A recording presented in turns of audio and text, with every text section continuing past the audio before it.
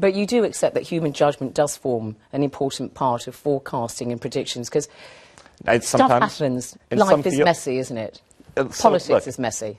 As people analyze more different factors and more, it is messy. It's the first thing we should understand. But whether that judgment, especially if it comes from a pundit who's maybe out of touch with what actual voters think, and they're going around to their cocktail parties in Georgetown and surveying their other elite friends, you know, that chatter they hear, it may not be very useful. What they hear from the campaigns may be spin, noise as I would call it, and they misinterpret that as providing valuable insight and information. So sometimes I think sticking with simple things like polls that give voters a chance to express themselves directly is a better approach. Because you process data, you use statistics in certain models, and that's how you make your predictions.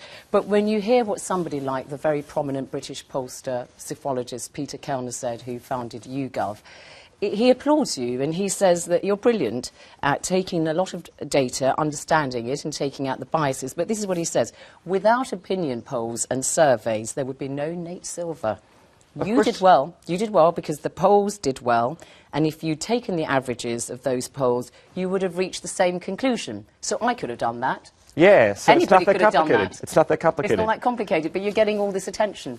Well, I think it's because in politics it's kind of the one-eyed man is king in the land of the blind. That the coverage is so poor a lot of the time, and you have to sell newspapers, you have to sell television programs to say, oh, it's going to be a really close race, anyone could win. You want to appear unbiased, I suppose. And obviously people who are involved in politics directly, who are trying to spin a narrative about how my party might win, how my candidate might win. So a lot of very inaccurate information out there. So when Peter Kellner says you just did well because the polls were good and you just managed to get is that a fair point, that anybody could have done it really, and that you're getting a lot of attention, but it's not justified? I don't conduct polls myself. Well, I think I said before the election I would get too much attention if Obama won and too much blame if Romney won. But what I would say is that we add value by looking at this in terms of probabilities. So you have a margin of error in a poll, but we look at how accurate polling has actually been. And also what happens when instead of having one poll, you have many different polls from many different states. Well, that can increase the accuracy a lot. So that's where we add value, is by